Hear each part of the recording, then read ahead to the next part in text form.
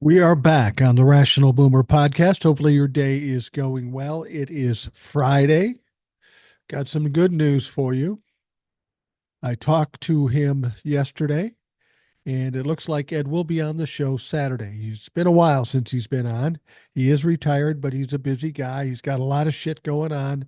I said, "Can you come on Saturday?" He said, "Yeah, I'll be there." So I'll take him at his word, and hopefully, we will have Ed on Saturday. I want to thank Old Soul for joining us yesterday. It's always great to hear from her. She always has some interesting insights, some great stories, and updates on her life because her life is frankly pretty fucking interesting. I get embarrassed every time I talk to her because she works so hard and does so many things to do some good. I almost feel like I'm being useless here because she works so hard. Now, I will tell you, she's more than 20 years younger than I am, so she's got more energy than I do and more motivation. I'm just a guy that sits here in my living room and talks some shit endlessly, whether it be the podcast, TikTok, or YouTube or what have you. Anyway, we are here. I am alone today. And it's so often the case when it's just me alone, it's me catching up on emails. And that's pretty much what we're going to do here on this particular program. Thankfully, you folks seem to like that. I do like it too. I love the input from the audience. I think that's very important in the program. Now, before we get to that, there's a couple of stories that came out last night, yesterday afternoon, last night, that I want to address. First of all, we know that Donald Trump had nominated Matt Gaetz to be the attorney general, which is absolutely absurd. I told you he's never going to be the attorney general. A lot of people told you that. A lot of people said to me, oh, Donald Trump will get whatever he wants. Now, not necessarily the truth. Now, we've been hearing about this investigation and this report on Matt Gaetz and all his fucked up, felonious behavior, drugs, drug trafficking, sex with underage women, girls. Um, so that seems problematic for him becoming the attorney general. Now, the House Republicans said they were not going to release that report. And of course, uh, Matt resigned before they could release it, thinking that they'd uh, not be able to release it. That wasn't the case, but still, the House Republicans decided, yeah, we're not going, nothing to see here. It's funny, the Republicans are always the one talking about transparency, but apparently they only mean transparency for Democrats because they don't like to show anything about anything these fucks do, whether it be Donald Trump or Matt Gaetz. So anyway, the Senate said that, well, you may not want to release it publicly, but we're going to want to see it if Matt Gaetz is going to be nominated for the attorney generalship. Then things started to leak out, like I suggested they might. We know that one lawyer for one of the ladies involved in this whole thing, their files were hacked, so a lot of information is out there. And then we saw CNN release some things, and we saw the New York Times release some things. And then apparently, John Cornyn from Texas, a senator from Texas, said to Matt Gaetz, he says, all this shit's coming out, Matt. All this shit's coming out. And if you think Brett Kavanaugh had a tough time with his hearing, you ain't seen nothing yet when you get up there. So that made Matt a little shaky, a little concerned.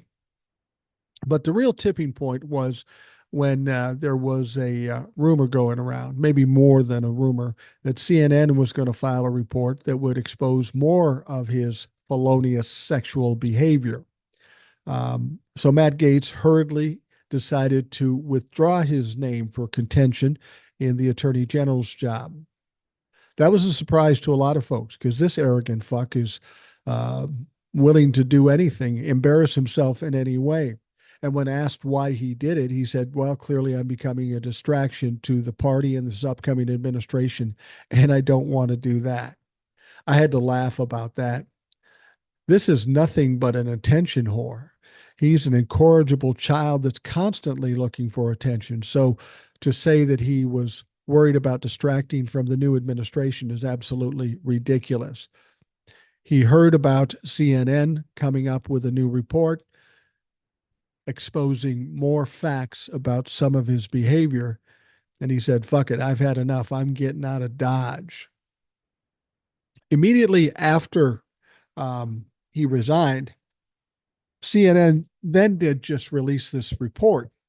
And one of the interesting things about this report was that we know that in the first bits of information that there is some talk and allegedly Matt Gaetz had intercourse with a young girl, 17 years of age. Well, this new information, among other things, is saying now that that happened twice and they have evidence of it.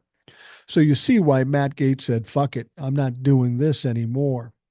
Immediately after that, Donald Trump announced that he was going to nominate Pam Bondi. Now, Pam Bondi was the former attorney general for the state of Florida. So, you know, how good can she be? Most people say she's not much better than Matt Gaetz. She was also his defense attorney during one of the impeachments as well. So these two have known each other for a long time.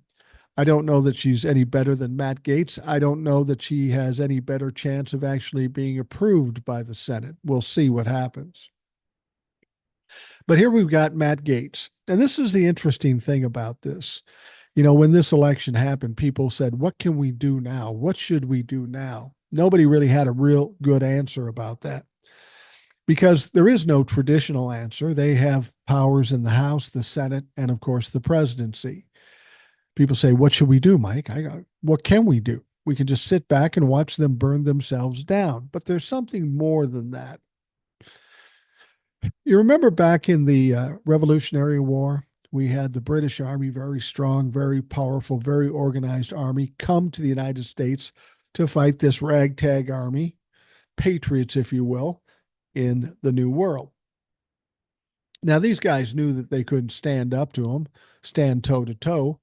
So they did something a little different, a little unorthodox, outside the box, if you will. And they became kind of a guerrilla army, meaning they're in the trees, they're in caves, they're hiding, they got camouflage. And the Brits were just used to standing there in a line and shooting at people. Well, this confused them. And this is part of the reason why the Patriots beat Britain in the Revolutionary War. The thing about the Democrats is for 8 years, we've tried to contend with Republicans using the courts, using government, using Congress, using whatever, all the traditional ways to do it. And none of them seemingly worked. None of them worked. I mean, Donald Trump was able to delay, divert, distract, whatever the fuck he had to do. So here's why we end up in a situation where the Republicans have all the power. So are we to think now that we can use the same tactics that we failed with for 9 years and push back or even beat the Republicans? Well, of course not. So maybe we have to take the idea from those patriots in the Revolutionary War, those first Americans, and maybe look at this as a more guerrilla warfare. When I say that, I'm not talking about fighting in the streets or anything like that. I'm talking about just a different approach as to how to contend with them. The courts and government and politicians haven't done us much good. So what happened to Matt Gaetz, might be the very best example of how we need to attack the Republican Party at this time. Think about this. Matt Gaetz has been a pain in our side for some time. We've wanted to see him expelled from the House of Representatives for years, and it's never happened. We hear about all these crimes he's committed, and somehow he slips through the fingers of the DOJ or whoever the fuck lets him go.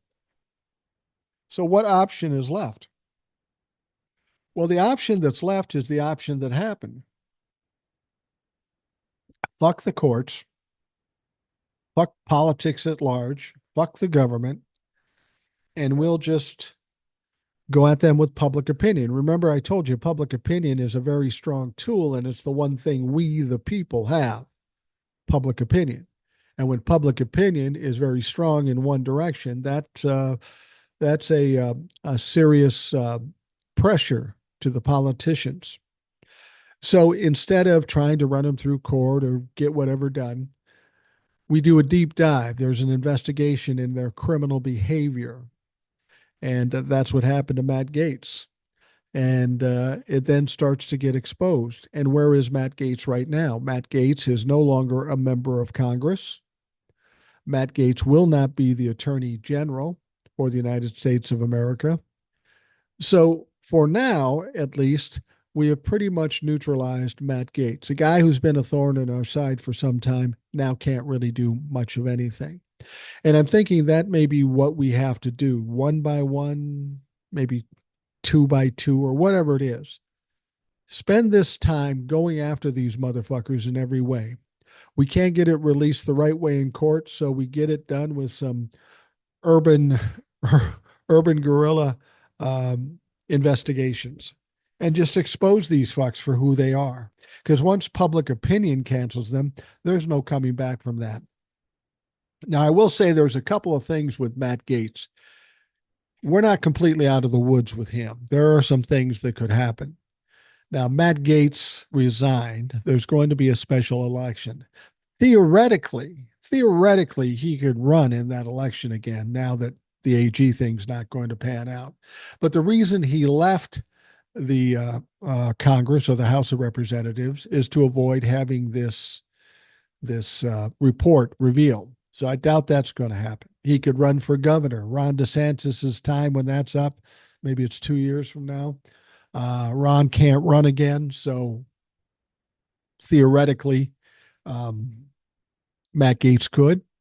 There's another option that I don't believe is going to happen. I'm almost sure it's not going to happen. I think even Ron DeSantis suggested it.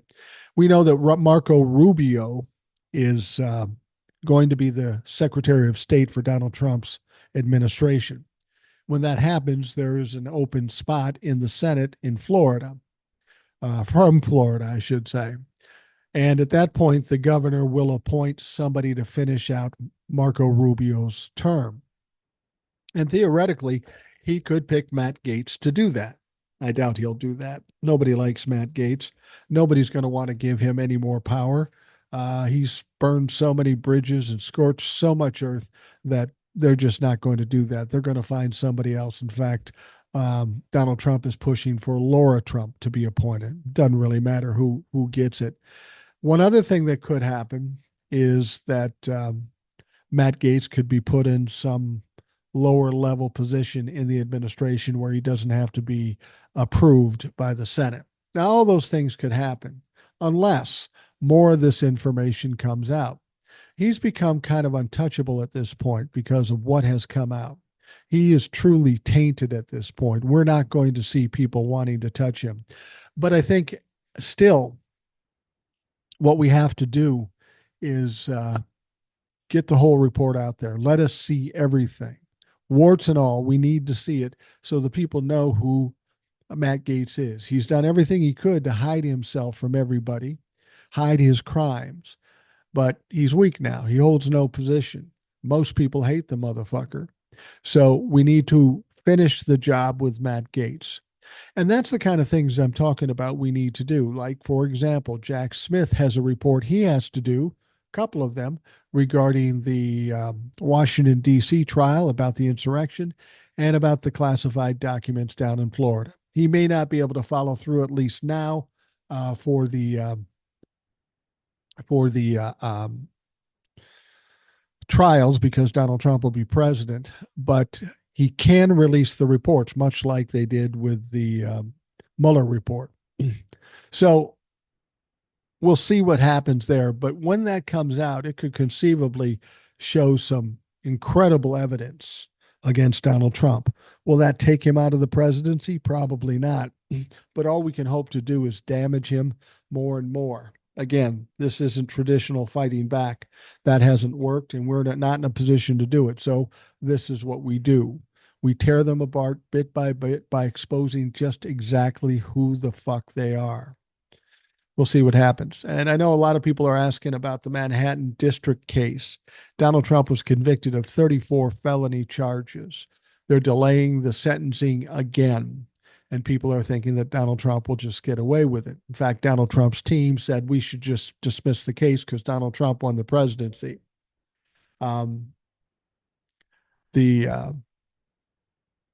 The district attorney said no. Alvin Bragg said, no, we're not going to do that. And so, what could conceivably happen, and I know this is not going to be your favorite thing, but what could happen is they delay the sentencing until after Donald Trump is out of office. Now, presumably, if he spent 4 years, that would be in 2029. I don't think he's going to make it through the 4 years. And if he survives and still gets put out, then the moment he's out of the presidency, he would then be sentenced and they would do whatever the fuck they're going to do to him. But the important thing is that these convictions stand. And if nothing else, the sentencing is looming no matter what happens. So we'll see how that shakes out. That's going to be very interesting. So there's a lot of shit going on. I said before that I think the Republican Party needs some rebranding. We call them the GOP, the Republicans, the Trumplafucks, MAGA, all that shit. But I think we can change their name to the SPP, the Sexual Predator Party. Because I mean, when you think about it, there's a lot of them in this fucking thing.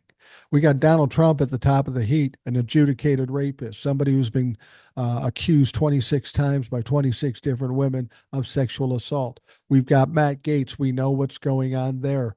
We've got uh, this Pete guy, um, who is going to be head of the Defense Department. We heard he assaulted a woman. Now we're hearing that he also drugged that woman. That's the next one that's going to fall by the wayside. He's getting too dirty to hold on to. Even Donald Trump won't be able to tolerate that. But you've got other people too. You've got Elon Musk. You've got RFK.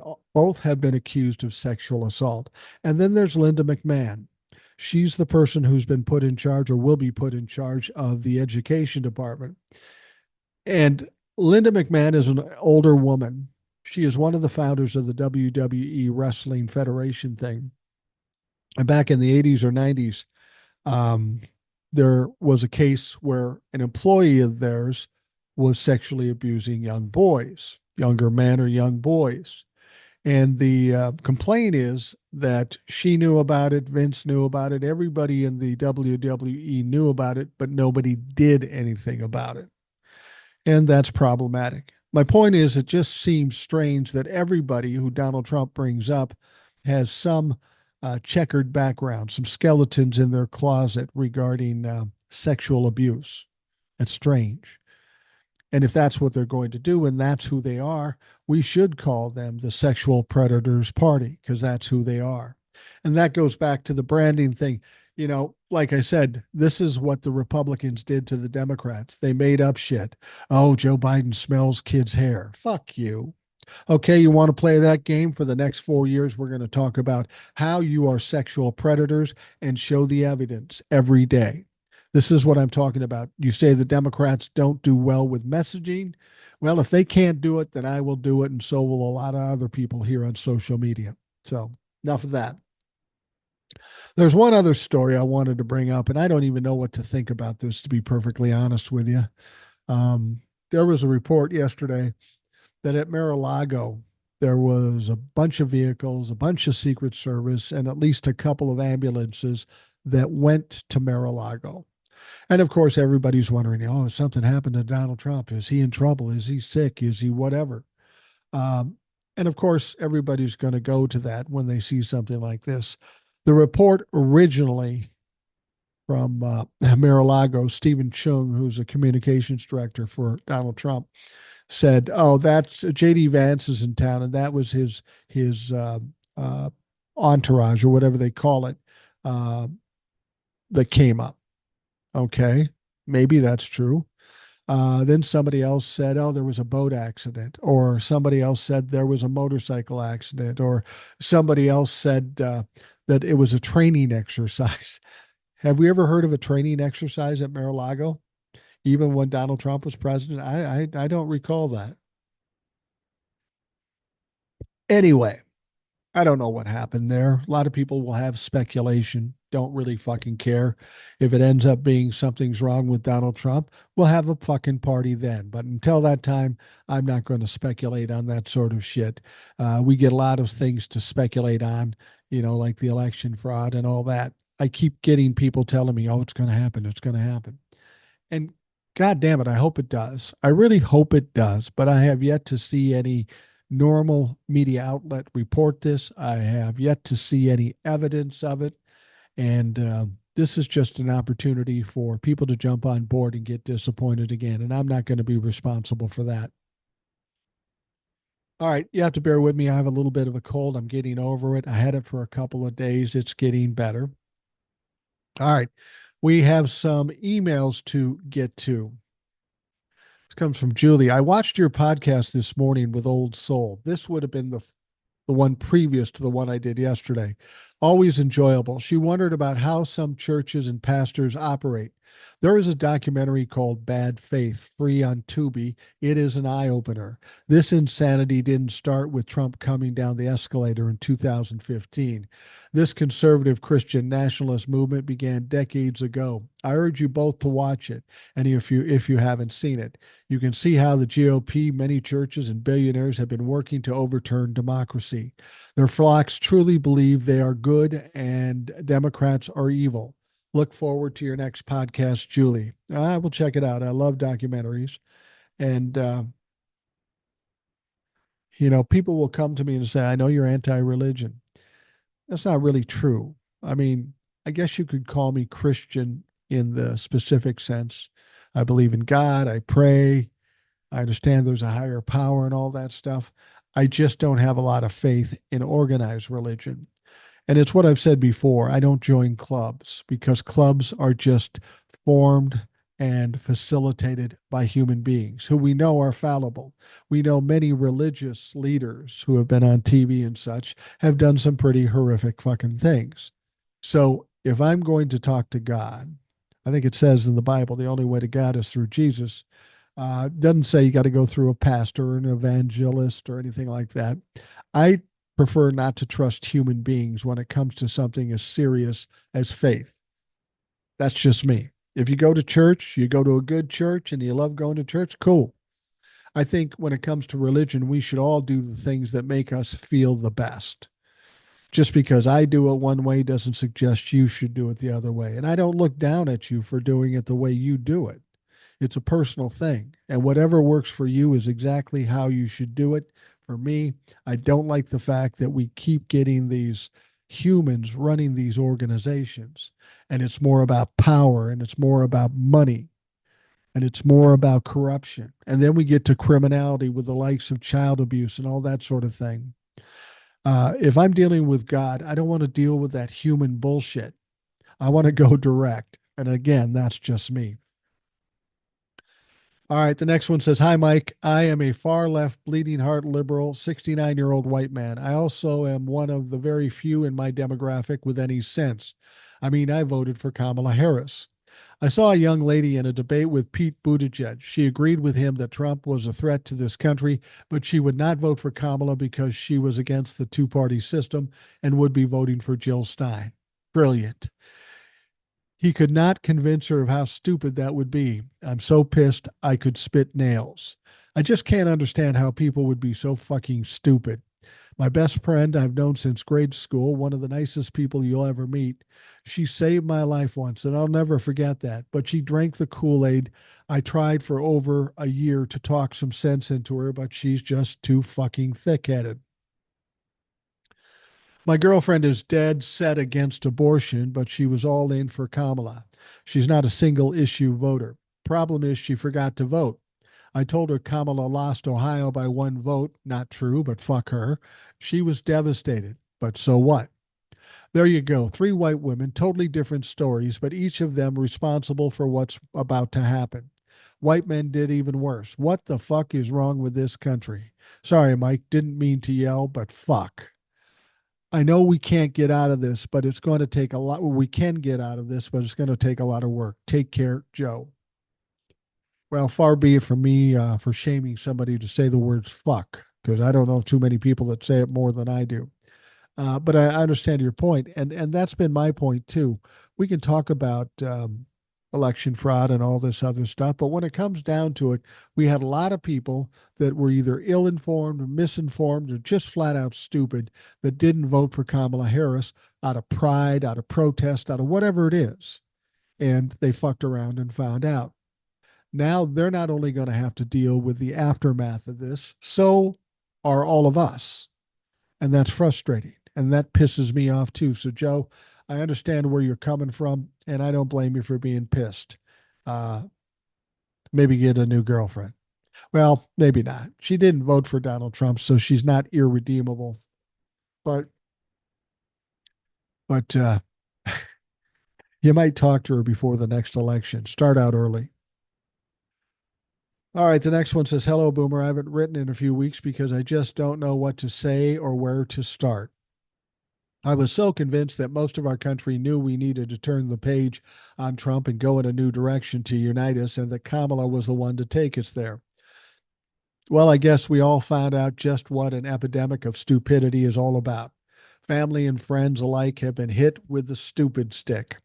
I have a relative by marriage who is praising Dirty Diaper Dipshit and feels we will all now be saved. However, she came to this country illegally from Mexico 65 years ago, and she has smuggled dozens of family and friends over the border for years. Sounds like she's up for uh, prom queen at the detention hut. When I confronted her on social media about how she is supporting someone who will round these people up and put them in camps, she threatened to sue me for revealing this in public and blocked me.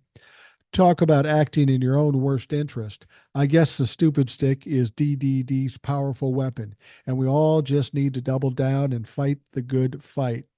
Thanks again for your daily dose of sanity.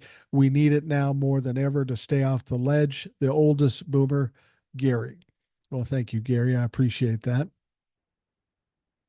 And it is truly amazing, you know, and that's what happens when you call people out for their bullshit. They'll act like you did something to them. You're calling out their ignorance, their stupidity, their flat out corruption. And they'll try to turn it back on you and say that you're the one at fault because you have the audacity to call me out. I get that a lot, as you might expect, because I call a lot of people out when I'm put in the position. And then they say, "Oh, it's your fault." No, motherfucker, it's not my fault. It's your fault. A good example, like this situation with Matt Gaetz and all this stuff leaking out. And I say this because we've seen it before, but with all this stuff leaking out about this report, I know exactly what the Republicans are going to do. They're going to disregard all the heinous behavior of Matt Gaetz and say, "We need to do an investigation on the leaker. That should not be happening." So, what they're saying basically is, yeah, there's some bad shit, but you had no business knowing about it. We need to go after the leaker. I don't know if they'll get the opportunity to do that in this case because it's starting to avalanche on their heads. All right, the next one says, "Mike, you may remember me. I wrote to ask permission to mention you and Old Soul in the introduction of my forthcoming spiritual memoir. Thanks again to you both." Yeah, I said, cool. "I came across this article today about my state's Governor Polis and Illinois' governor spearheading a new nonpartisan organization to help block whatever they can of Trump's whims, rants, and witch hunts. They're keeping their cards close to their chest right now, but this is another action that gives me hope. In case you hadn't come across it, here's the link to the article, and I will read that. It comes from Colorado Newsline. Colorado, Illinois governor launch organization to safeguard democracy ahead of Trump's presidency. And you may want to check that out for yourselves. Thanks again for all you do. You help me and so many others remain sane and grounded during these tumultuous times. Bless you, Tisa." Thank you, Tisa, and best of luck with the book. Um, Next one says, "Hi, Mike. I'm a resident of suburban Pittsburgh, and I've listened to your podcast for the past several months, and I've always been a regular TikTok watcher for at least a year. I'm always thankful for everything you do and how much you continuously care for the people who listen, despite them not giving you any reasons to do so." Well, whether you agree with me or disagree with me, the fact that you take the time out of your day and Don to listen to what I have to say. I can't help but be appreciative of that. If I hated everybody that disagreed with me, I'd probably be living alone. The email goes on to say, I had been high on the positive energy for you, Arlene, Chasing Oz, and I've had it, podcast, and many others leading up to the election. I kind of retreated into myself when the results came in. It didn't feel legitimate. And to be honest with you, it still doesn't. But for the rest of the week after the election, I might as well have been on suicide watch. I was not performing daily tasks. I spent a lot of time mentally justifying how this would be easy, just easier if I didn't have to live through it, and avoiding cable news, but feeling the information I was trying to avoid creeping into me despite having nothing to do about it. But your podcast, your commentary on the daily news cycle, mentally taking in how you're feeling through all of this, has helped me more than you can possibly know. It has made me feel less alone, and that is tremendously valuable to my mental health and my willingness to wake up every day and continue to live as a human being. In case you weren't aware of the people who continually exist on this kind of thinking, I want you to know that you have helped people like me out more than you know. Thank you again, and I hope you continue to stay with us throughout this nightmare. MB in PA. I got to tell you, when I started doing this, I thought I'd just, try to create a stir in the narrative and try to get real information out there. But since doing that, you have to understand the way I look at things and the way I analyze things in the first place is to kind of satiate me, to make me feel better. And it's not like I'm making things up to make myself look better. I'm looking for the angles. I'm looking for the answers. I'm looking for the resolutions. And I do that with everything. And it's kind of crazy. It sounds crazy and it sounds convoluted and it sounds chaotic. It's really not. My head just always works that way. So it's just second nature to me. But the fact that there are people in the audience, whether they be TikTok, Instagram, the podcast, YouTube, what have you, that are getting something positive out of it over and above the information. If they're feeling better, that's as important to me as anything else I might do on this show. I really believe that people in this country, I try to relay this to some of my family members too, but the way you feel, the way you think makes a big difference in the way you live going forward in the future. I believe that what you think, what you say, and what you do is what you'll receive. You got to be positive. You got to find some hope because without hope, there's no point in going on. There just isn't. So when I'm looking at these news stories, I'm looking at the facts, I'm looking at the truth, and I'm looking for a ray of hope because there's always a ray of hope. How do I know this? Well, I'm 64 and I've been in hopeless situations in my life, but yet here I sit. So there's always hope. There's always an angle. There's always a shift. There's always a paradigm shift. So, MB, the fact that I've helped you out, it's an honor for me to do that. It really is. Um, that's an incredible honor that you give me and anybody else that feels that way too. Um, when I started doing the podcast and the TikToks, I never imagined that I would even have that kind of impact on one person, let alone a number of people. But the fact that I have is truly a gift to me. And I appreciate it immensely. I truly do. The these times are tough. And in this country, we've all gone through tough times. We've all done it. So we just have to see our way through it, survive the best way we can, analyze it, and find out where the hope is, and then go after that hope. That's what we have to do, and that's what I'm going to continue to do. And as far as going away, it's funny. People said to me, "What are you going to do after November 5th?" And Kamala wins. You're not going to have anything to talk about. I said, "Oh no, we'll have plenty to talk about." And then when Kamala didn't win, they go, "Oh my God, do you even want to go back? You told them that she was going to win and she didn't win." I said, "Fuck that. I'm not afraid of being wrong. I'm not shamed about being wrong. There are a lot of people with bigger audiences and more money and more clout than I got that were just as wrong as I am." We're people in this world. We can be wrong. We can miss certain things in the equation, which I did. And what I missed was that there would be Democrats that stepped on their own dick. I'm sorry, that's what happened. So after November 5th, I know a lot of creators lost a lot of followers. And actually, I think I lost a few, not a lot.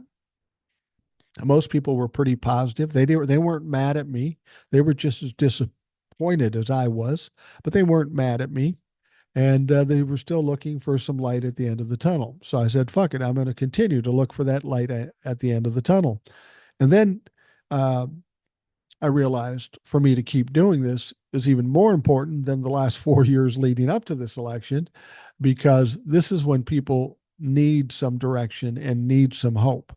So I'm not going away anywhere. I'll do this as long as I can, or as long as they allow me to do it. So we'll be around and we'll be doing all the same things and looking at every situation and try to determine where the hope is. All right, we are continuing on with the emails. This one says, "Hi, Mike. Thank you for choosing my email to read on your podcast. It made me feel good and special. Once again, I appreciate listening to all your honesty and opinions. It's refreshing and great that there is someone like you encouraging us to fight for our rights and freedom. I'm grateful that my brother Steve started listening to you. He's a pretty tough guy and knows the streets, but you have grounded him to take a pause and think. I also heard you read Steve's email on your recent podcast. Nice. I hope one day Steve could meet you. He thinks the world of you. I told him he should drive to Minnesota and get together with you. That could be a little creepy. No, I'm kidding. I meet a lot of people. I actually met two people down in Georgia, one coming off the beach at Tybee. Some guy says, "Hey, ain't you on TikTok?" He didn't know my name or anything. And then somebody else at the airport. So it's always great to meet people. Keep up the great words of wisdom and speaking the truth. I enjoy listening to you, and you keep us all positive. Also, listened to you with Old Soul last night, and that was great. Much aloha, Cheryl Lynn. Well, thank you, Cheryl Lynn. I'd be happy to meet Steve. I'm happy to meet anybody. And like I say that Bernie Mac once said, I ain't scared of you motherfuckers. I always jokingly, I was coming off the beach with my wife and walking down this main street on Tybee Island. And there's this guy on this porch of this, I don't know if it's a antique shop or something. And he's just standing there looking at me. He goes, "Hey, aren't you on TikTok a lot?" I go, "Yeah, I am." He says, and I looked at him. I go, "Are you a friend or foe?" He goes, No. I believe everything you said. I'm with you, man. My wife is too. I go, "Well, thank you for that." And he says, I don't remember what your name is on there. And I said, "Well, Mike and Rational Boomer and all." Yeah, that's right. I understand that there are followers that know everything about what's going on here. And those people that just see me coming through the FY for you page, and they see the videos. They don't necessarily connect with my name and all that stuff, and that's cool too. It's just about getting the information out there and hopefully having an impact. And with this guy, obviously we had an impact. The other thing I will say too, I always feel a little funny when I read a lot of these emails because they're very much patting me on the back, and I appreciate that. And don't get me wrong, I'm not an incredibly humble guy with no ego. Quite the opposite.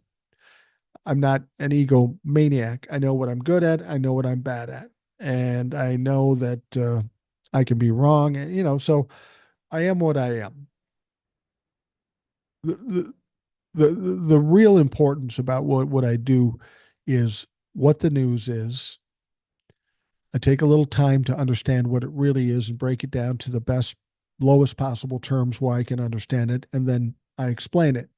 But the people involved with the comments on TikTok or emails here on the podcast, they are as important and just as amazing as anything I can do. So I'm kind of what would you call that? Like to be like a rallying point for a lot of people with good intentions, good minds, and decent people. Because if it's just me here talking to nobody or 10 people or 100 people, it doesn't really mean anything.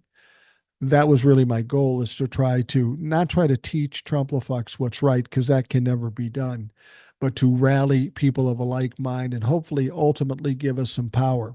Now, I will tell you on TikTok, I'm approaching 400,000 followers, which is just fucking crazy to me.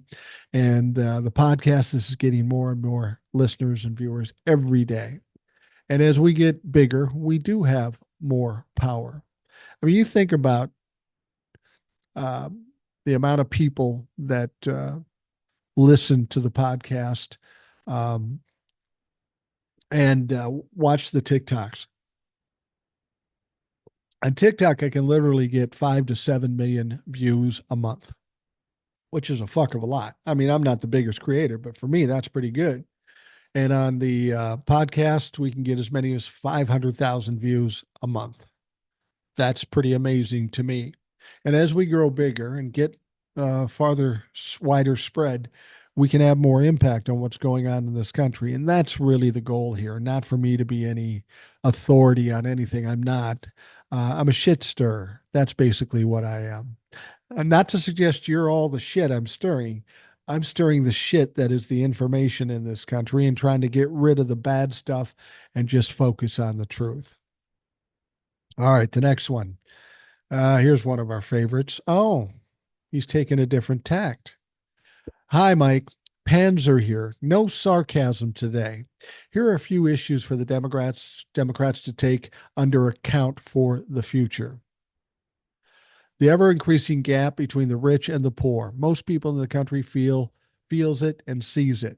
We have to thank Reagan for that. This needs to be fixed. I will agree. And it's gotten worse in the last 10 years. And, when you hear millennials say the economy sucks, you'll say, no, it doesn't. The stock market's this, the unemployment is this. That's true. But it's who the economy is good for. For older people, wealthy people, the economy is good. But there is a huge problem in this country with young people. We don't pay them enough, and housing and other things are too expensive. So it's harder for the millennials to become independent because they can't make enough to pay their way in a world where the prices are really high. And this is a dangerous thing because the millennials and the Gen Zs are the ones that are going to be carrying the economy going forward. We're going to be old in our nursing homes or dying off. They're going to have to handle the economy. And if none of them can afford or qualify to buy homes or cars or buy discretionary goods, our economy is going to go to shit. And you're absolutely right. Reagan was the start of that. We're seeing the serious results of that now in 2024. The slow erosion of the middle class. Remember the 50s, 60s, and 70s? The middle class is disappearing ever so slowly. Thanks again to Reagan. This needs to be fixed. Couldn't agree more. Corporate greed, they need to pull their share of the load as corporate citizens. This needs to be fixed. The modernization of the institutions is so slow compared to the pace of the rest of the society. People are losing trust in them, especially the justice system. This needs to be fixed. Yeah, I would have to say our justice system is clearly broken and doesn't have the teeth that we once thought. We can just look at the last 4 years with Donald Trump and see that our justice system is fucked. Presenting oneself on a higher moral ground, wokeness, for example, and imposing it, universities, people don't like it when it's being forced on them and pointed it out to them, calling them stupid, is nothing but unrespectful. This needs to be fixed. Good point. And I'm as guilty as anybody. But you become frustrated when you talk truth and fact and decency to people and they just don't get it or refuse to get it. You get frustrated. And I've always said this. If you don't understand the problems with Donald Trump and MAGA, there's only two choices. You're either an evil fuck and complicit with what's going on, or you're stupid. And I usually tell them, I'm a positive guy, so I like to take the high road, and I'll just assume you're fucking stupid. But let's be honest, Panzer, there are a lot of stupid people in this country. Disrespectful or not, it is true. And that's another epidemic we have in this country. People that are ill-informed, misinformed, just uneducated. I've said this before. We talked about forgiving loans, college loans. and how that will help the economy. And I stand by that. But we are a country that when there is a crisis in this country, the government gets together and helps to make people whole again, whether it be fires or whether it be a hurricane or something like that.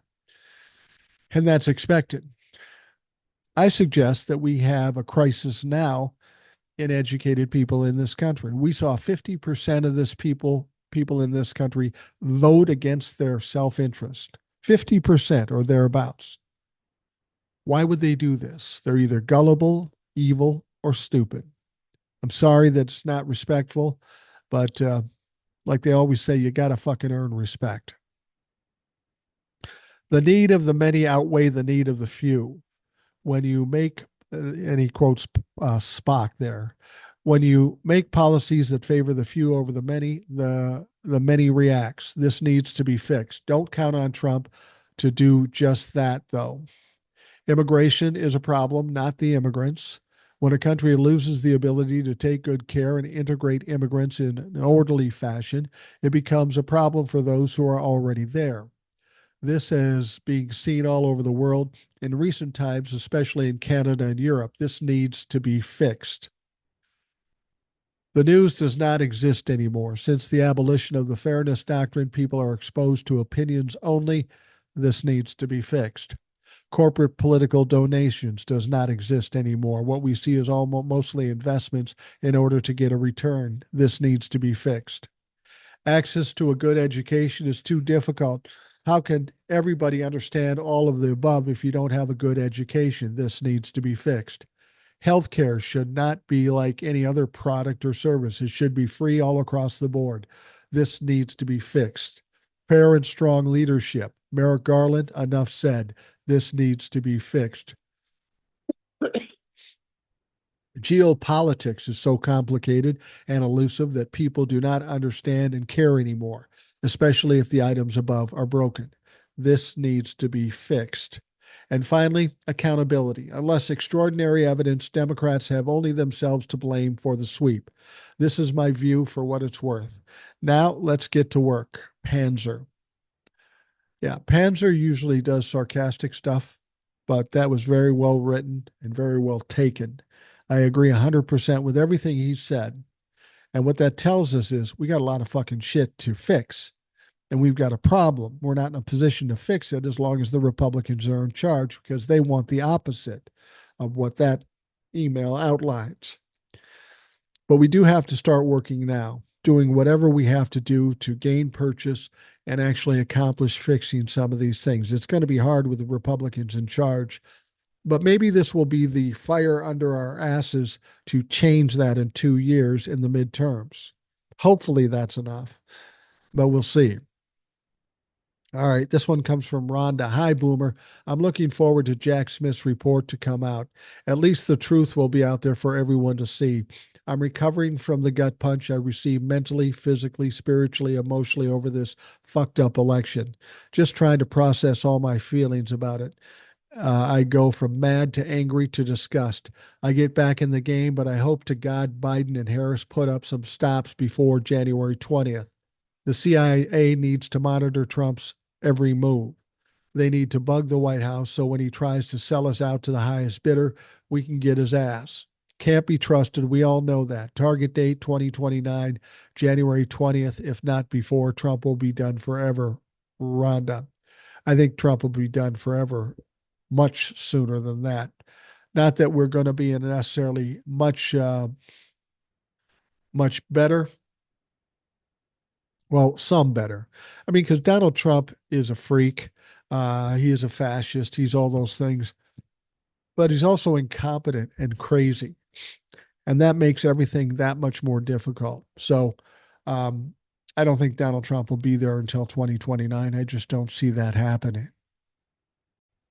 You know, one of the things that bothers me is when people say, we'll get him in 2029. And I know what you're saying, but as a guy who's 64 years old in 2029, I'll be 69. I have that fucking kind of time. I mean, I don't know how long I'm going to live. Hopefully a long time and I'll be healthy. But I seem to think we need things faster, and I'm not sure how to do that as yet. But trust me, I'll be fucking looking. Um, Mike, I may have missed the show where you discussed this prior to the election way back in July. I had downloaded a copy of the Project 2025 that included their 180-day implementation plan, a fast start, if you will. Unfortunately, I was using a work computer which I no longer have access to as I retired at the end of August. I am, to say the least, concerned in regard to Social Security and Medicare, as that is all I rely on. Having been a single parent, there is no extra money for retirement savings. I want to know if you have seen it and your thoughts on it. Unfortunately, I cannot find it now. I believe they figured out that it was disturbing people and took it out of whatever is available online. Maybe it's in one of it's the one people can purchase. I'm not willing to do that. No, I'm not willing to do it either. I think I could probably find a copy of it for you. Anyway, I believe that this is something we should all be aware of and know we can fight against it. Do you believe that we, the people, can prevent their plan from becoming our reality? Sit back and watch them implode isn't enough. I think everyone is getting upset about Trump's cabinet picks, which may be a distraction as people on the side are quietly putting things in place to be, as they have stated, ready on day one to begin dismantling our federal agencies and rewriting our Constitution to pave the way. Mike, I'm 70 years old, and while in good health now, I wonder if I'll live long enough to see this disgusting mess resolved. Yeah, I hear you, man. That's kind of how I'm feeling about it, too.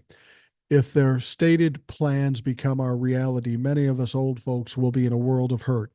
Your clear eyed and rational approach is always appreciated to me. Do me one favor, though, and please don't tell me to calm the fuck down. Thanks, Judy Crazy Cat Mom, PDX. No, I won't say that to you. I understand what you're saying. Um, and you make a rational point. I'm not going to fault you for that. Here's the thing, and maybe I'm looking at pie in the sky. Um, MAGA is one thing, the Republicans are another thing. There's a lot of things that Donald Trump wants to do. And just because he says it doesn't mean it's going to happen. Just because it said it in Project 2025 doesn't mean it's going to happen. Like tariffs. I'm not certain that's going to happen because not only are Democrats against tariffs because we know what's going to come from it, but the wealthy folks, people who own corporations, people who will be losing money on this, they're putting pressure to not have it happen. And with regards to Medicare, Medicaid, and Social Security, this impacts a lot of people, literally everybody. I mean, I honestly thought that overturning Roe v. Wade would matter to so many people that Kamala would win 75%. Clearly, I was wrong there. Or maybe the Democrats didn't make that message strong enough. But when it comes to taking money out of people's pockets, there's going to be a lot of pushback there. There's going to be a lot of problems there. And while Donald Trump and MAGA may want to do this, there are a lot of other Republicans that know they're going to be around well after Donald Trump is 6 feet under and MAGA is gone the way of the Tea Party. To mess around with Medicare, Social Security, that is political suicide. It literally is. It affects everybody, especially the older folks at this point. Um, you can't convince most people that I'm going to take your money away and it's good for the country and you got to get behind it.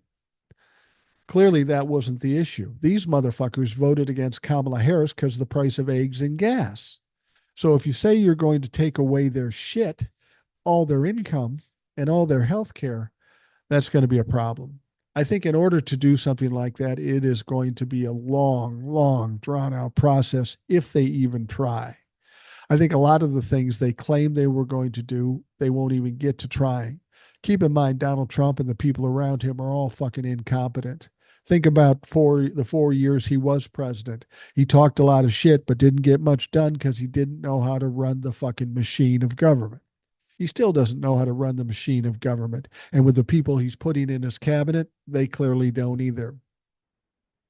There may be some threats. There may be some concerns. I just don't think they can possibly do it. They can talk like they're going to do it, and just because it's written in Project 2025 or Donald Trump might say it doesn't make it so. The system is bigger than that. We've got to get Democrats and Republicans on the side with Project 2025, and the vast majority of them will not. You know, the Republicans have the majority in the House by a slim margin. And because the Republicans can't agree amongst themselves, they often need the Democrats to get anything passed. So that gives the Democrats a certain amount of power in the House, in spite of the fact they have a majority by just a small amount. In the Senate, there's a lot of things that they may want to get through the Senate that will never get through. And you know why? The very thing we hated for the last 4 years, and that was the filibuster. The filibuster has now been weaponized and is attached to virtually everything they can possibly attach it to. That's not how the filibuster used to be, but it's used to obstruct anything from happening. And you can bet that the Democrats will love the filibuster now, and they will use it at every turn. I understand your concern. I have concerns with it too, but it's not as easy as them writing up a document and then saying, we're going to do it day one and it's going to happen. It's not. This is going to be, if they attempt it at all, and I question whether they will, because they're finding out a lot after fucking around, that they're going to have to back off things like Matt Gaetz and such. I mean, I had people tell me definitely Matt Gaetz will be the attorney general. Donald Trump will do whatever the fuck he wants. But here we are. Matt Gaetz isn't in Congress and he isn't going to be the AG. Right now, as it stands, he's of no issue to us because he holds no power. Nobody would have suggested that would happen, of the people that keep saying, oh, the world's going to fall apart. You're 70 years old. I think you're going to be fine. My concern isn't for people like you and me. My concern is for my kids and my grandkids. Those are the people that are going to pay the price in the long run. Our time here is short. We'll be able to get through this. Don't worry about that. But we still got to fight for our kids, grandkids, and great grandkids. All right, continuing on. Hey, Boomer, I finally figured out how to make it through after the election. Fate has definitely dealt us a huge blow, no doubt about it. Knowing what a fool and a big buffoon that Trump actually is, I've decided to react accordingly. He's just a dangerous, big, fat joke. So it's time to do what the rest of the world is doing, make fun, see the humor. Laughter is the best medicine.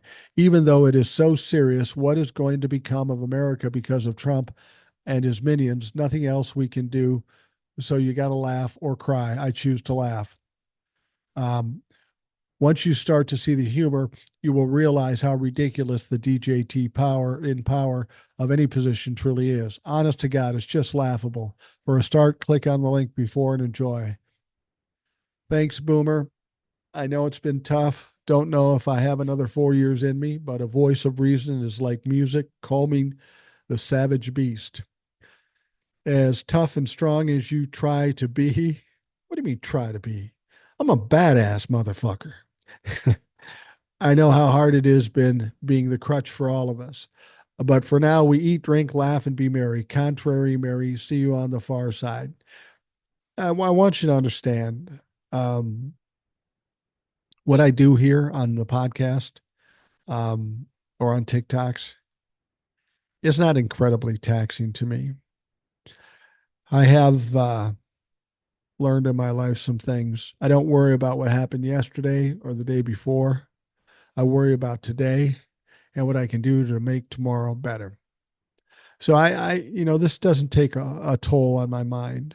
I'm generally happy. I'm generally upbeat no matter what. Even when bad things happen, I know good things will be soon coming. That's just a matter of figuring it out. So don't feel bad for me. This isn't tough for me at all. This is easy. And as a retired guy who has time, what more? What else could I be fucking doing? Thank you, Mary. All right, I was listening to your last few podcasts about Dems being the blame for Trump winning, and I agree with you. We, the people, did not show up, and that sucks because Republicans always vote.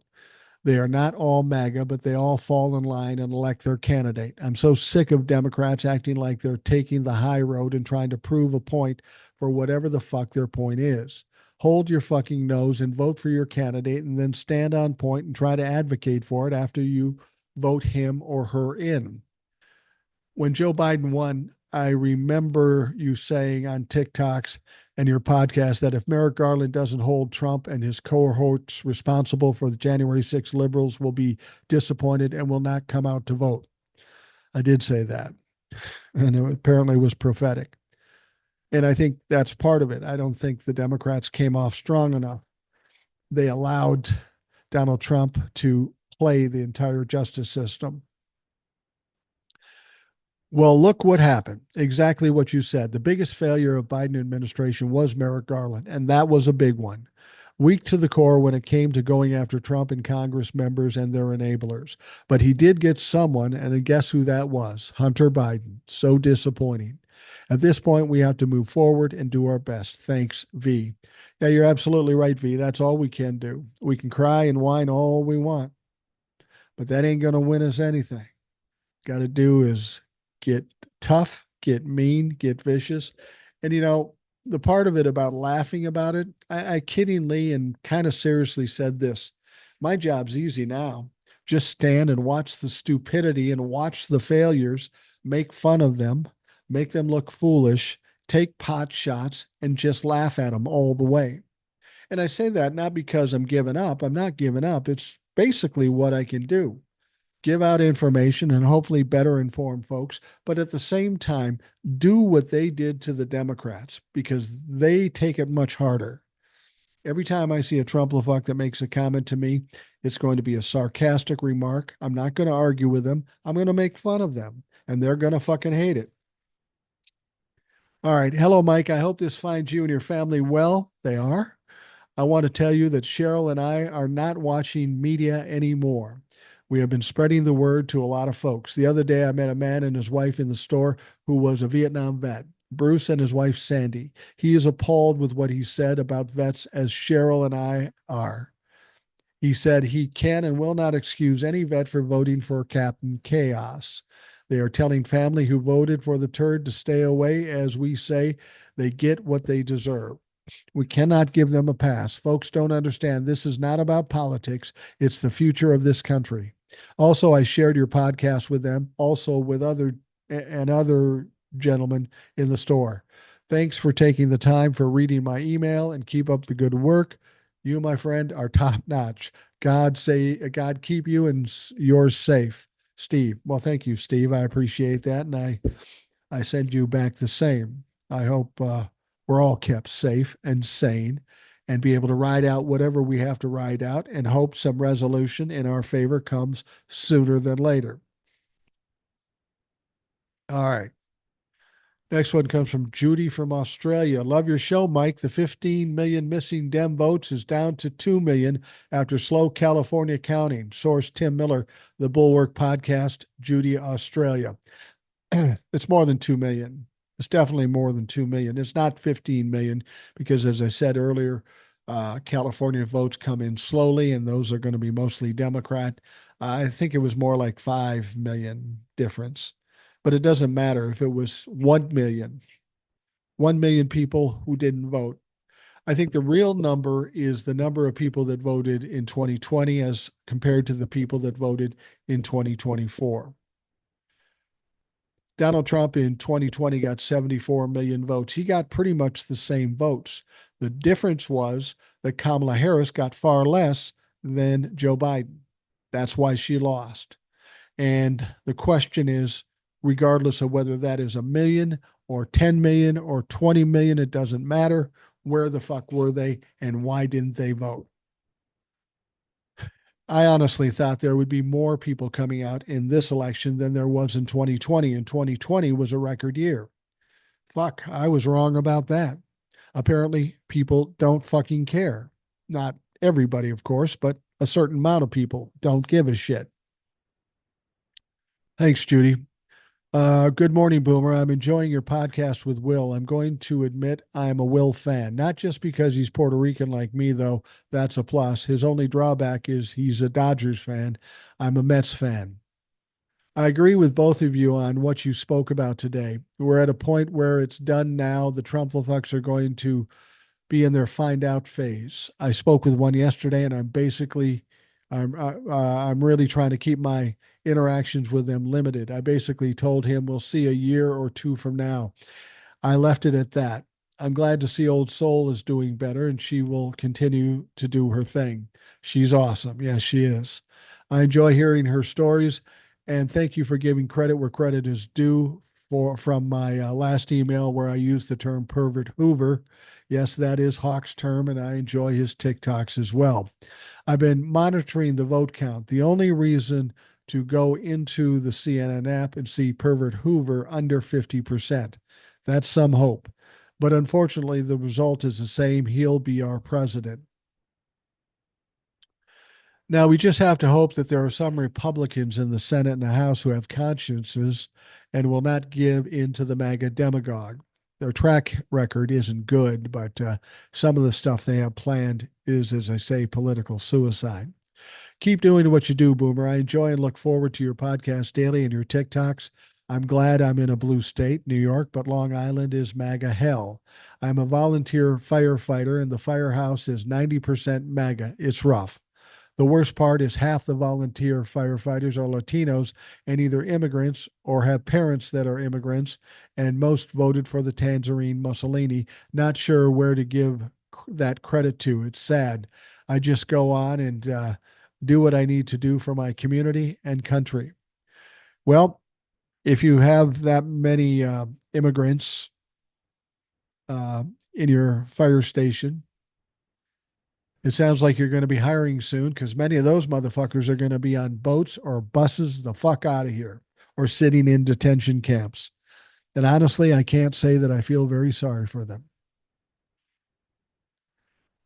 I feel that's what I need to do. Call out the BS as we see it. Let the MAGAs find out and hope that the midterms reflect. Have a great one, Boomer. Enjoy your Thanksgiving or Sans Gibbon, as older Puerto Ricans with their deep accents would say. I think Will would get a good chuckle to that reference. Arnaldo. Thank you, Arnaldo. Uh, we got kind of a weird situation with Thanksgiving. I'm going over to a relative's house and there's one Trumplefuck there. Normally, that person doesn't approach me with stupid shit. And except on the occasion where he has one too many beer. And then he'll say something stupid. My wife says, "Don't talk politics." And I said, "Honey, I won't initiate any politics. But if somebody comes up to me and says something stupid, I can't help myself. I got to respond." Well, my wife said, "I don't want you to respond." I said, "Then how about if I don't go?" "No, you got to go." I said, "Okay, here's what's going to happen. If this person says something to me stupid, I won't engage. Not because I don't want to, but because you asked me not to, and I will respect that. But the moment that happens, I will get up, say, I hope you get what you voted for, and walk the fuck out. And I will absolutely do that. If I'm not allowed to fight back, then I'm not going to be in the situation at all. And she agreed that we cut that deal, and that's what'll happen. Hopefully, he's smart enough to know better because I'm not the only one in this family that disagrees with him. Some people are just fucking stupid. All right. Mike, I'm very upset with Will. We have one big fan, and now this person's upset with Will. I find Will to be intelligent, and I agree with much of what he says.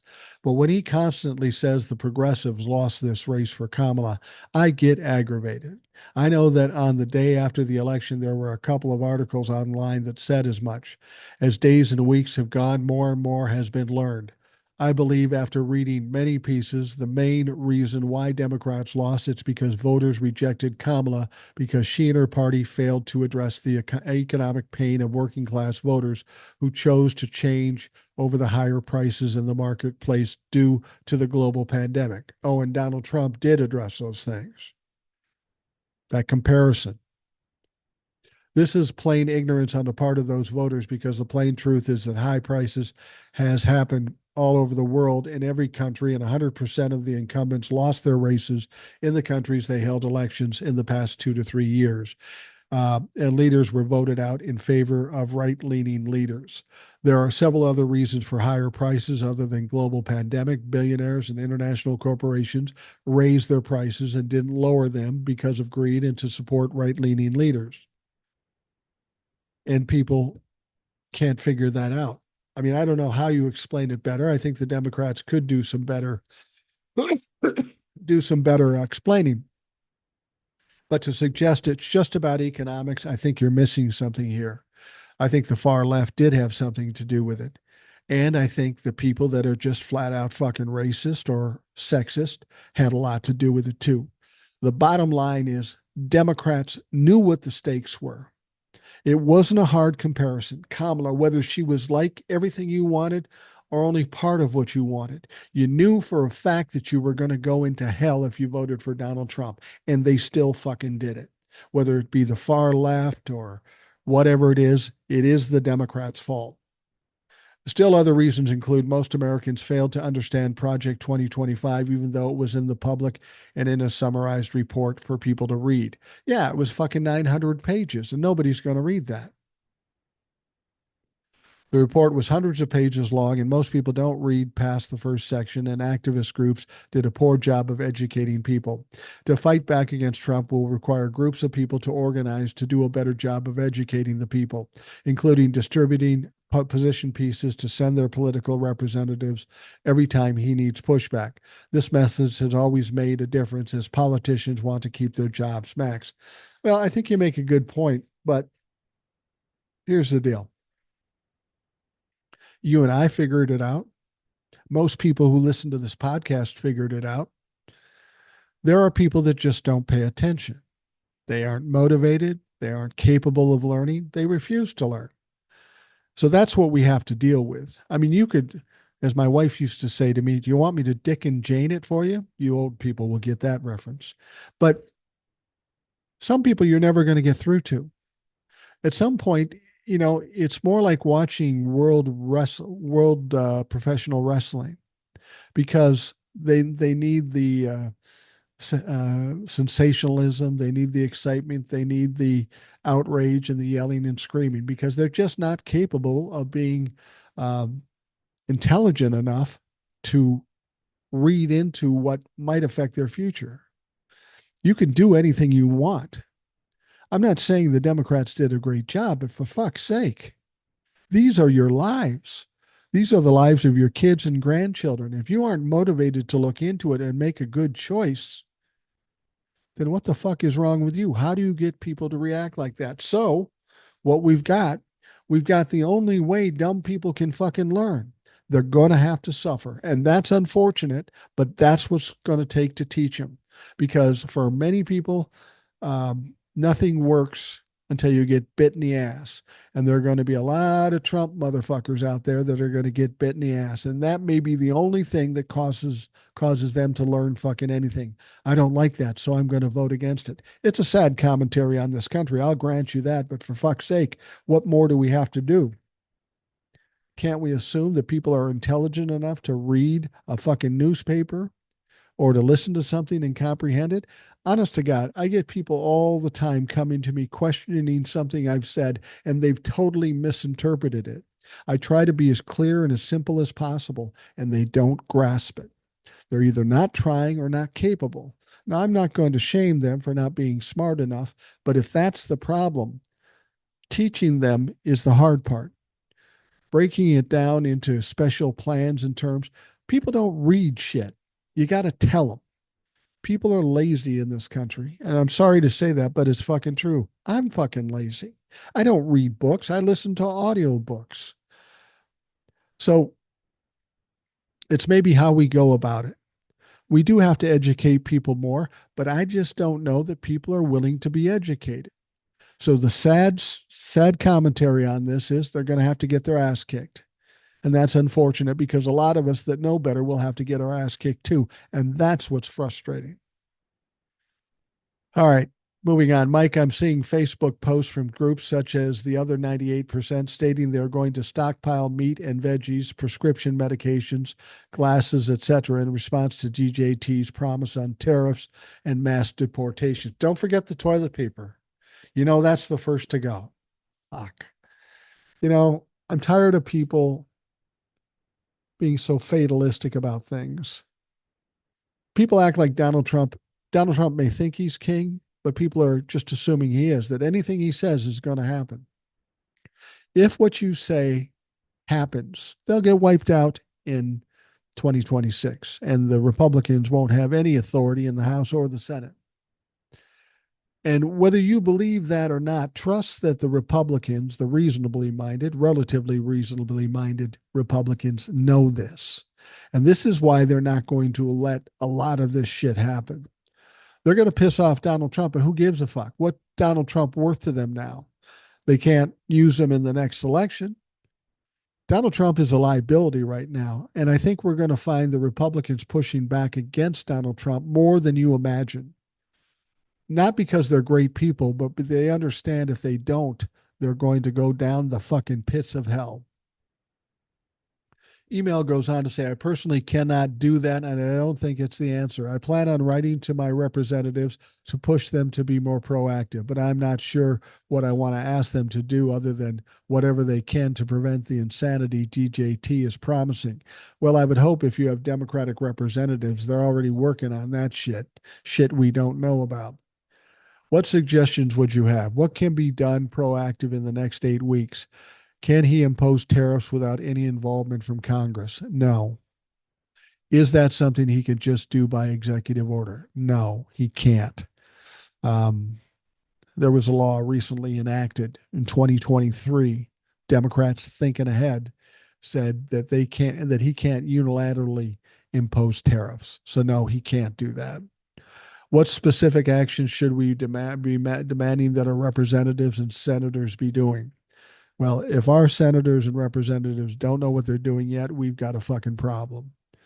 I think what they're already planning these things. They're already setting things in motion. They're already appointing liberal judges in record numbers.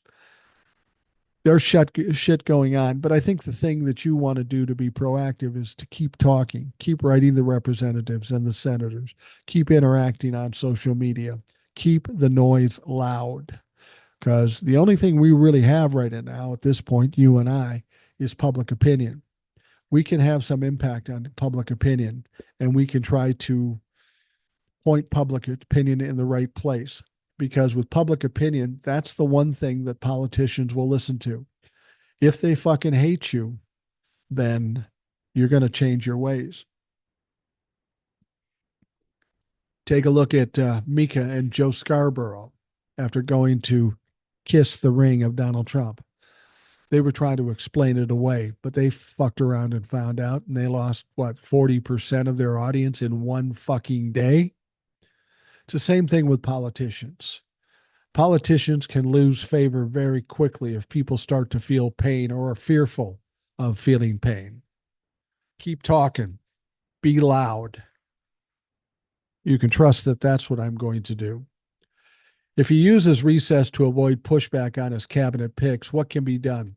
I'm seeing posts from people that all is lost and they're going to simply wait for the end. Again, not the answer. It's stupid.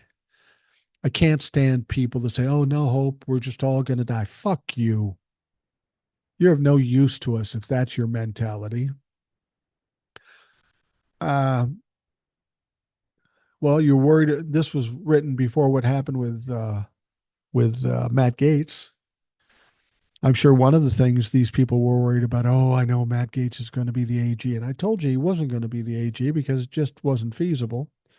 And the Republicans weren't going to allow it. And the Republicans were largely due to the reason he got out of it. Remember, John Cornyn said, you want to fuck around and find out. And you think Brett Kavanaugh's hearing was bad. Wait till you get there.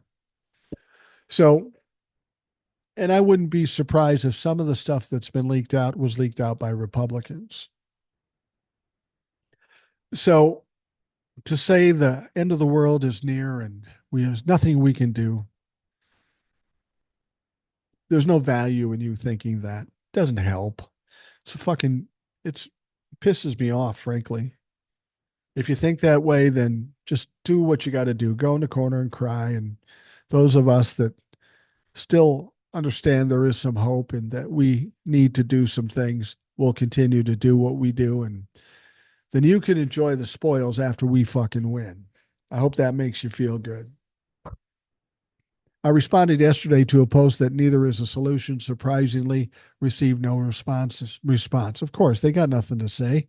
I think people who are so completely exhausted from the past 8 years of this clown and his troop of misfits that they are mentally and emotionally paralyzed. If they can't, we must do what we can. Well, there is a lot of people that have been in war that have been absolutely exhausted, but they fucking fight on because they have to. That's the only option. You don't have all the answers, but I'm looking to you for your rationale, common sense approach, and suggestions for the rest of us to help guide us in the right direction. I believe there are enough people who follow you that we can make a difference. Thanks for all you do, Judy, Crazy Cat Mom, PDX. Thank you, Judy. I appreciate that. And I hope that's the case, that we have enough people to have some impact. I understand your frustration with these people that just want to give up. I'm completely uh, I'm completely annoyed by people who speak that way. Um, I don't know what to tell you. If you're a coward, you're a fucking coward. Get away from me because we need to fight here.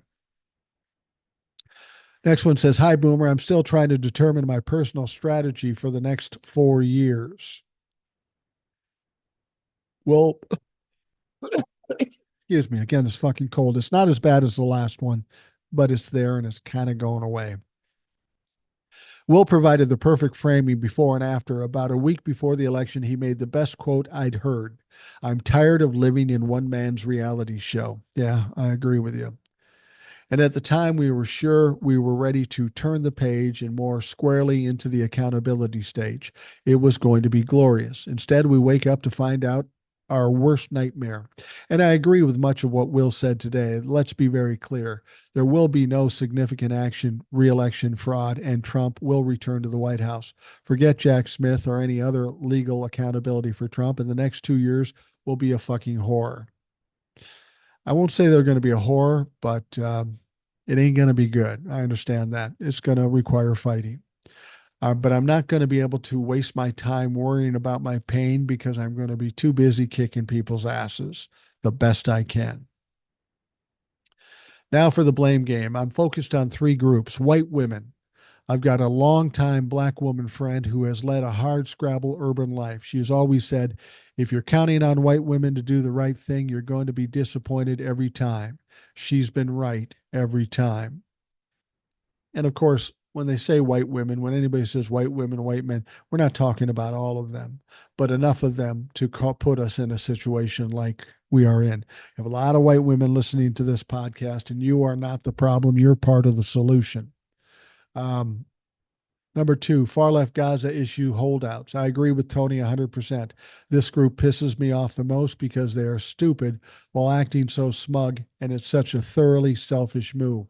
I pity the next far left fool I run into, and they are in the social circles I run in. I'm um, I'm wearing a skinny hippie neck if need be. I'm old, but I'm a cheeseburger fueled. White men. Let's save the best for last. Jesus Christ, what a sorry ass lot of entitled, selfish pricks we are. We got ours. Good luck getting yours. Fuck us and fuck them. This one I agree with you with. The people I have the most problem with are my people. They aren't my people, but old white men. They are some dumb motherfuckers. Absolutely some of the dumbest group of people. And again, I'm not talking about the people who listen to this podcast that happen to be the same as I am or this emailer, old white men. But there's enough of them. 60% of white men voted for Donald Trump. How do you fucking explain that? Other, as I say, either they're culpable, complicit, or fucking stupid. And I prefer to be more positive, so I have to presume they are stupid. Okay, for me, I needed a strategy that's helpful, but I can't grab onto every little daily scrap of something. My grip is tired from that. But I'm absolutely 100% in on mocking these sorry ass Trumplafucks for the mess they'll surely have created. Those opportunities will be endless. Best garage door, Jeff. P.S. It was great having lunch with you and Cindy. She's a hoot and I'm sure keeps you straight. She is a hoot and she does keep me straight. I don't think you'll disagree or be offended if I say that if two Martians were casually observing the four of us, one might lean to the other and say, Meep, is it just me? Or are those two female units way better than the two male samples? Yeah, I'd tend to agree with that. It's been a man's world too long. Long enough. Boom. I agree with that too. I was ready for uh, female president, and unfortunately, we didn't get that. That sucks. I'm going to read one more. I'm running long here, but what the fuck? Good morning, Mike, longtime listener, first time contact. You are my daily sanity, and I appreciate your persistence for carrying the message we all need to hear. Thank you. What lengths we will go to depreciate our morals in order to stretch the truth while keeping ignorantly achieved power. We have forgotten the truth we uncovered of the emotional, sexual, and physical abuse that the church brought to our virtuously pure belief system. Did we not demand the atonement and cleansing for those deplorable organizations? While we find this despicable behavior that only the lowest of society can accept, we now welcome the same disgraceful people being placed in power of the most powerful nation in the world. Shame, shame, shame on all of us. Don't look at them as culprit. Look deep inside. Challenge yourself to be average because the average part of you could not accept this repulsive behavior. This is not to accuse liberal or conservative, right or left, rich or poor, socialist or radical. We need more than anything right now to look at our likeness, our humanity, our survival as people who want to eliminate the suffering. We need to come together as a race, the human race, and stand up against what we know to be abhorrent, despicable, um, despicable behavior of a few and take back our ability to protect our brothers, sisters, poor, rich, black, white, brown, yellow, hopeful, helpless, and especially our children. Children are born with hope and then are robbed of it, sometimes right at birth, while some prematurely lose their hope when we allow complicit behavior by those we hold and trust. We are better than this. We are stronger than this. We know better, so we should act better. Bill, human being, living the human experience. It's well said, Bill. I don't know that I can add anything to that that would make it better. So I'll leave it at that. And I appreciate the email, Bill. I appreciate all the emails. I think these emails and the guests we have on are the most important thing in this program. And that's why I will continue to do it. I'll try to be the ringmaster, if you will, and try to keep the conversation going. But you folks are very important to this because one guy can't fix anything. A lot of people can fix everything. And that's what we're going to fucking do. All right. I want to thank you for taking the time to listen to the program. Ed, hopefully tomorrow. Got my fingers crossed for that. I hope you have a great day. And again, we will talk to you tomorrow.